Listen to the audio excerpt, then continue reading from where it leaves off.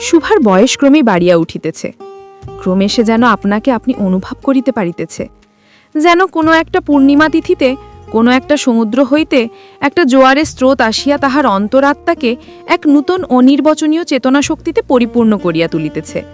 সে আপনাকে আপনি দেখিতেছে, ভাবিতেছে, প্রশ্ন করিতেছে এবং বুঝিতে পারিতেছে না গভীর পূর্ণিমা রাত্রি সে এক একদিন ধীরে শয়নগৃহের দ্বার খুলিয়া ভয়ে ভয়ে মুখ বাড়াইয়া বাহিরের দিকে চাহিয়া দেখে। পূর্ণিমা প্রকৃতিও শুভার মতো একাকিনী সুপ্ত জগতের উপর জাগিয়া বসিয়াছে। যৌবনের রহস্যে পুলচে বিষাদে অসীম নির্জনতার একেবারে শেষ সীমা পর্যন্ত, এমনকি তাহা অতিক্রম করিয়াও থমথম করিতেছে।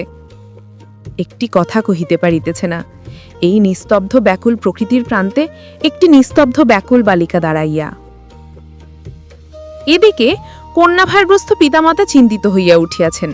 লোকেও নিন্দা আরম্ভ করিয়াছে। এমনকি এক ঘরে করিবে এমন জনরব শোনা যায়। বাণীকণ্ঠের সচ্ছল অবস্থা, দুই বেলাই মাছ ভাত খায়, এজন্য তাহার শত্রু ছিল। স্ত্রী পুরুষে বিস্তর পরামর্শ হইল। কিছুদিনের মতন বাণী বিদেশে গেল।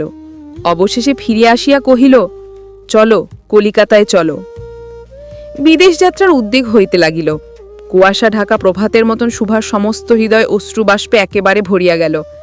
একটা অনির্দিষ্ট আশঙ্কাবশে সে কিছুদিন হইতে ক্রমাগত নির্বাক জন্তুর মতো তাহার বাপ মায়ের সঙ্গে সঙ্গে সঙ্গে ফিরিত।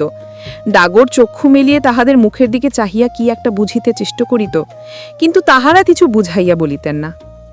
ইতিমধ্যে একদিন অপরাহ্নে ছিপ ফেলিয়া প্রতাপ হাসিয়া কহিল, কিরে সু, তোর নাকি বর পাওয়া গেছে, তুই বিয়ে করতে যাচ্ছিস, দেখিস আমাদের ভুলিস নে, বলিয়া আবার মাছের দিকে মনোযোগ করিল।